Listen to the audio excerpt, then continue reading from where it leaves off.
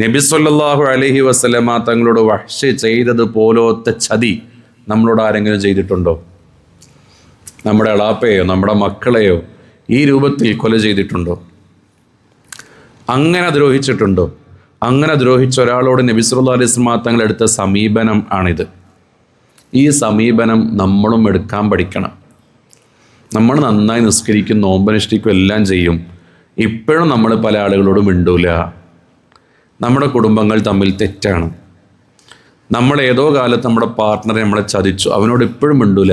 ഇപ്പോഴും നമ്മുടെ ഖൽബിൽ അവനോടുള്ള വെറുപ്പ് വെച്ച് നടക്കുക. എന്നിട്ട് എന്തെങ്കിലും പറയുമ്പോഴേക്കും ഞാൻ അവൻ ആഖിറത്തിൽ മഹ്ശറിൽ ഞാൻ കണ്ടോളാം എന്നാ നമ്മുടെ ന്യായം. ആരോട് പറയാൻ? നമ്മൾ അള്ളാഹുവിനോടോ? ഇനി എന്തെങ്കിലും കാര്യം കൊണ്ട് നമ്മളെ ദ്രോഹിച്ചൊരു മനുഷ്യനോട് നമുക്ക് പുറത്തു കൊടുക്കാൻ നമുക്ക് പറ്റുന്നില്ല എന്നുണ്ടെങ്കിൽ ഞാനൊന്ന് ചോദിക്കട്ടെ, ഈ പരിശുദ്ധ ഖുർആൻ ഓർമ്മപ്പെടുത്തിയിട്ട് ഖുൽ യാ ഇബാദിയല്ലദീന അസ്റഫു അലാ അൻഫുസിഹിം എന്നല്ലേ പരിശുദ്ധ ഖുർആൻ പറഞ്ഞത്? എന്താ അതിൻ്റെ അർത്ഥം?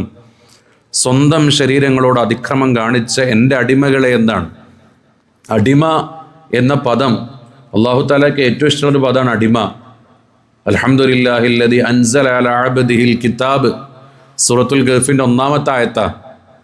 അതായത് പരിശുദ്ധ ഖുർആൻ ആരുടെ മേലിലാണ് ഇറക്കിയത്? എൻ്റെ അടിമയുടെ മേലിലാണ് ഇറക്കിയത് എന്നാണ് അല്ലാഹു തആല റസൂലുള്ളാഹിനെ വിശേഷിപ്പിച്ചത്. അക്മലുൽ ഖൽഖായ അഫ്ളലുൽ ബശറായ റസൂലുള്ളാഹി സ്വല്ലല്ലാഹു അലൈഹി വസല്ലം തങ്ങളെ വിശേഷിപ്പിച്ചത് എൻ്റെ അടിമ എന്നതാണ്. അപ്പോൾ അല്ലാഹു തആലയ്ക്ക് ഏറ്റവും ഇഷ്ടപ്പെട്ടൊരു പ്രയോഗമാണ് അടിമ. സ്വന്തം ശരീരങ്ങളോട് അതിക്രമം കാണിച്ച മനുഷ്യർ. എന്താ അങ്ങനെ പറഞ്ഞാൽ?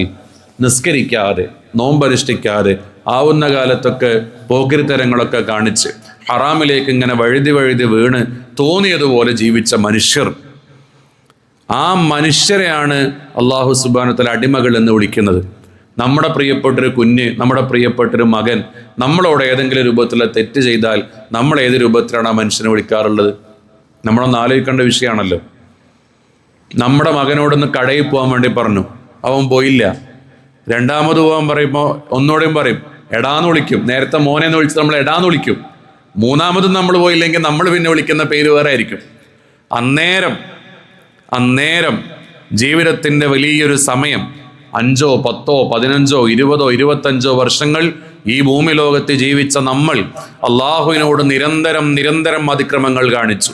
നമ്മൾ നിസ്കരിച്ചില്ല, നമ്മൾ നോമ്പനുഷ്ഠിച്ചില്ല, സമയത്ത് ചെയ്യേണ്ട പല കാര്യങ്ങളും ചെയ്തില്ല, ഹറാമുകളിലേക്ക് വഴുതിപ്പോയി, കൂട്ടുകാർക്കിടയിൽ ഭിന്നതയുണ്ടാക്കിപ്പോയി, നമ്മുടെ നാവ് കൊണ്ട് പല തോന്നിവാസങ്ങളും നടത്തിക്കൊണ്ടിരുന്നു, നമ്മുടെ കൈകാലുകളെ കൊണ്ട് നീചമായ പല പ്രവർത്തികളിലേക്കും നമ്മൾ പോയി. എന്നിട്ടും അല്ലാഹു സുബ്ഹാനഹു വ തആല നമ്മളെ ദേഷ്യത്തോടുകൂടെയല്ല നോക്കുന്നത്. അങ്ങനെ നിങ്ങൾ അതിക്രമം കാണിച്ചെങ്കിലും അല്ലാഹു വിളിക്കുന്നത് യാ ഇബാദി, എൻ്റെ അടിമകളെ എന്നുള്ളതാണ്. നിങ്ങൾ ഇങ്ങനെയൊക്കെ ചെയ്തെങ്കിലും, നിങ്ങൾ ഇത്രയൊക്കെ തെറ്റുകൾ ചെയ്തെങ്കിലും നിങ്ങൾ ഇപ്പോഴും എൻ്റെ അടിമകളാണ്. ലാ തഖ്നതു മിർ റഹ്മത്തില്ലാ, അതുകൊണ്ട് നിങ്ങൾ ഒരിക്കലും തന്നെ അള്ളാഹുവിൻ്റെ റഹ്മത്തിനെ തൊട്ട് നിങ്ങൾ പ്രതീക്ഷ മുറിയാൻ പാടില്ല, നിങ്ങളെ നിരാശരാകാൻ പാടില്ല. അള്ളാഹുവിൻ്റെ റഹ്മത്തിനെ തൊട്ട് അള്ളാഹു നിങ്ങൾക്ക് പുറത്തു നൽകും. അതാണ് പരിശുദ്ധ റമളാൻ. നിങ്ങൾ ആലോചിച്ച് നോക്ക്, അല്ലാഹു തആല പാപമോചനം നൽകാൻ ധാരാളം കാരണങ്ങൾ വെച്ചിട്ടുണ്ട്. നിസ്കരിക്കുമ്പോൾ പാപമോചനം കിട്ടുന്നുണ്ട്, സ്വതക്ക കൊടുക്കുമ്പോൾ പാപമോചനം ലഭിക്കുന്നുണ്ട്, വുളൂഅ് ചെയ്യുന്ന സമയത്ത് പാപമോചനം ലഭിക്കുന്നുണ്ട്. പരിശുദ്ധ റമളാനിൽ തന്നെ നോമ്പ് തുറക്കുന്ന സമയം, അത്താഴത്തിൻ്റെ സമയം, വെള്ളിയാഴ്ചയിലെ സമയം, വെള്ളിയാഴ്ച രാവിലെ സമയം, ഇങ്ങനെ ധാരാളം സമയങ്ങൾ പാപമോചനത്തിനായി വെച്ചു. അതിൻ്റെയൊക്കെ പുറമെ അല്ലാഹു സുബ്ഹാനഹു വ തആല 240 മണിക്കൂറുകൾ പാപമോചനത്തിന് വേണ്ടി മാത്രം വയ്ക്കുന്നു. എന്ന് വെച്ചാൽ 10 ദിവസങ്ങൾ, മഗ്ഫിറത്തിൻ്റെ 10 ദിവസങ്ങൾ അല്ലാഹു സുബ്ഹാനഹു വ തആല പാപമോചനത്തിന് വേണ്ടി മാത്രം വയ്ക്കുന്നു. ആ 240 മണിക്കൂറിൽ 1 മണിക്കൂർ വേണോ? വേണ്ട. 1 ദിവസം വേണോ? വേണ്ട. 1 മണിക്കൂർ വേണോ? വേണ്ട. അരമണിക്കൂർ വേണോ? വേണ്ട. 10 മിനിറ്റ് വേണോ? വേണ്ട. 5 മിനിറ്റ് വേണോ? വേണ്ട. നീ ആ സമയങ്ങളിൽ നിന്ന് കേവലം തുച്ഛമായ മിനിറ്റുകൾ എടുത്തുകൊണ്ട് അള്ളാഹുവിനോടെല്ലാം ഏറ്റുപറഞ്ഞുകൊണ്ട് നിനക്കൊന്ന് കരയാൻ, നിനക്കൊന്ന് തൗബ ചെയ്യാൻ സമയമുണ്ടോ? അള്ളാഹു സുബ്ഹാനഹു വ തആല പുറത്തു തരാൻ തയ്യാറായിരിക്കുന്നു. ബുദ്ധിയുള്ള മനുഷ്യരാണെങ്കിൽ നമ്മൾ ഈ സമയത്ത് ഉപയോഗപ്പെടുത്തിയേ പറ്റുള്ളൂ. അല്ലെങ്കിൽ നമുക്ക് ബുദ്ധിയില്ലല്ലോ. കാരണം അള്ളാഹു സുബ്ഹാനഹു വ തആലയ്ക്ക് നമ്മളെ തീയിലേക്ക് ഇടാൻ തീരെ താല്പര്യമല്ല. അള്ളാഹു തആലയ്ക്ക് നമ്മളെ സ്വർഗത്തിലേക്ക് ഇടാനാണ് താല്പര്യം. അതുകൊണ്ടാണ് അർഹമുർ-റഹീമായ റബ്ബ് ആദ്യം നിങ്ങൾ എൻ്റെ റഹ്മത്ത് ചോദിക്കുക, എന്നിട്ട് മഗ്ഫിറത്ത് ചോദിക്കുക, ഞാനത് നൽകും എന്ന് പറയുന്നത്. ആ മഗ്ഫിറത്തിന് വേണ്ടി മാത്രം, നമ്മൾ ചെയ്ത തെറ്റുകളെല്ലാം മായ്ക്കുന്നതിന് വേണ്ടി മാത്രം അല്ലാഹു തആല 240 മണിക്കൂറുകൾ വെക്കുന്നു. നമ്മൾ ചെയ്ത ഓരോ തെറ്റുകൾ നമ്മുടെ പ്രിയപ്പെട്ടവരുടെ മുന്നിൽ വായിച്ചുകൊണ്ട് നമ്മൾ വഷളാകുന്നത് അല്ലാഹു തആലക്ക് ഇഷ്ടമുള്ള കാര്യമല്ല.